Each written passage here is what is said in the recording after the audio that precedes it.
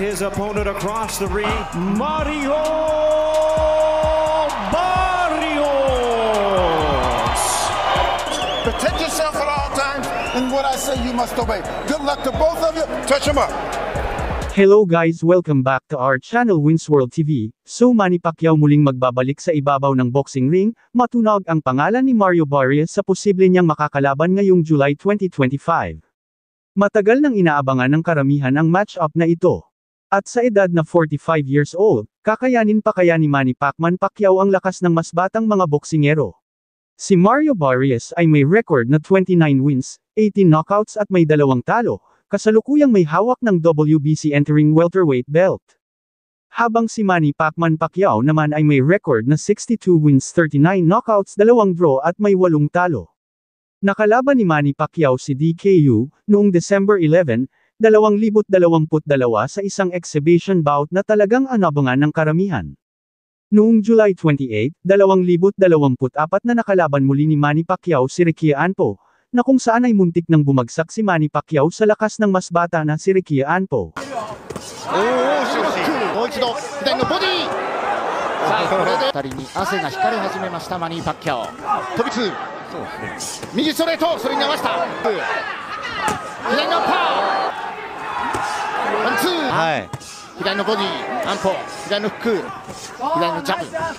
One, two, three と右をスーッと伸ばしていったワンマニーパッキャオか左のジャブから右のボディ左右の振っていかなきゃいけないのでちょっと出し方難しい右から残りは30秒だチャンピオンをロープに振ります右にストレート右ストレート効いている効いている青子が最後両選手でもなんかManny Pacquiao habang si Mario kanilang dalawa ang mas malakas at mananatiling nakatayo sa ibabaw ng boxing ring. I'm about to go off like a weapon. Fuel to the top, got a filled up engine. In my thoughts, obsession. I will not stop, no, I'm never second guessing. I got a God complex. Haters love to hate, but I never. Hello guys, welcome back to our channel Winsworld TV. So Treasure Boxing Promotion makipagsanib sa Saudi Promotion para maikasa ang labanan John Riel Casimero vs Morijon Akhmadaliev. So alam naman nating natapos na ang kontrata ng Treasure Boxing Promotion Masayuki ito kay former 3 World Division Champion Cuadro Alas Angas ng Pinas John Riel Casimero. Ngunit ayon sa balita at usap-usapan ay mukhang bibigyan muli ni Masayuki ito makatrabaho muli itong si John Riel Casimero. In short, bigyan muli ni Masayuki ito si John Riel Casimero ng panibagong kontrata. Dahil naniniwala si Masayuki ito na talagang malakas at magaling na boksingero itong si Cuadro Alas, dahil sa huling laban nito kontra Saul Sanchez ay isang napaka-impresibong panalo ang ginawa niya sa laban niya kontra Saul Sanchez, na kung saan ay talagang tinapos niya lang sa maikling round 1 itong si Saul Sanchez at muntik pa niya itong mabawian ng buhay dahil halos humiwalay na ang ulo nito sa kanyang katawan sa lakas ng suntok ni Cuadro Alas Angas ng Pinas John Riel Casimero. I'm about to go off like a weapon. Fuel to the top, got a filled up engine.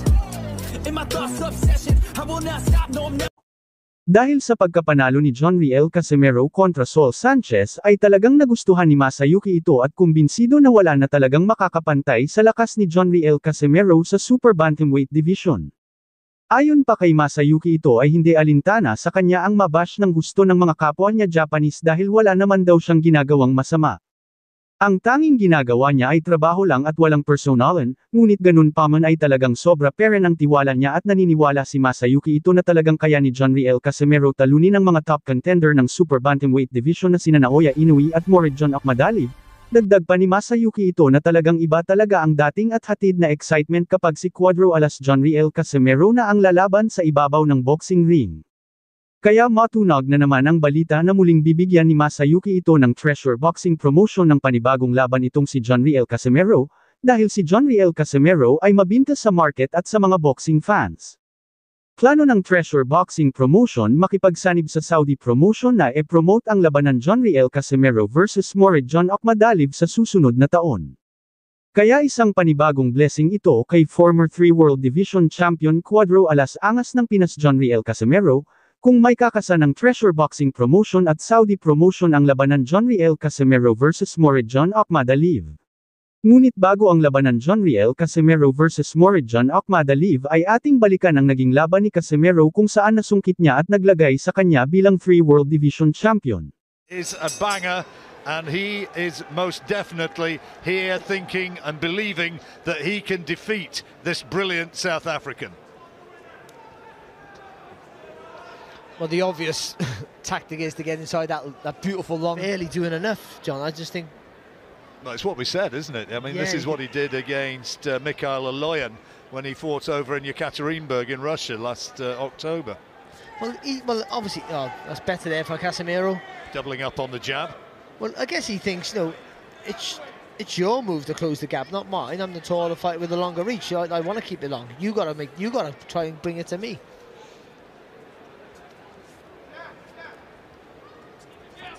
Bags of experience, though, Casimero.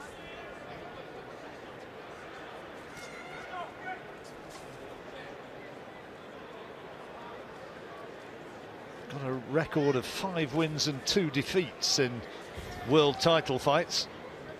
Tete 5-1. He's won his last 12 since September 2012.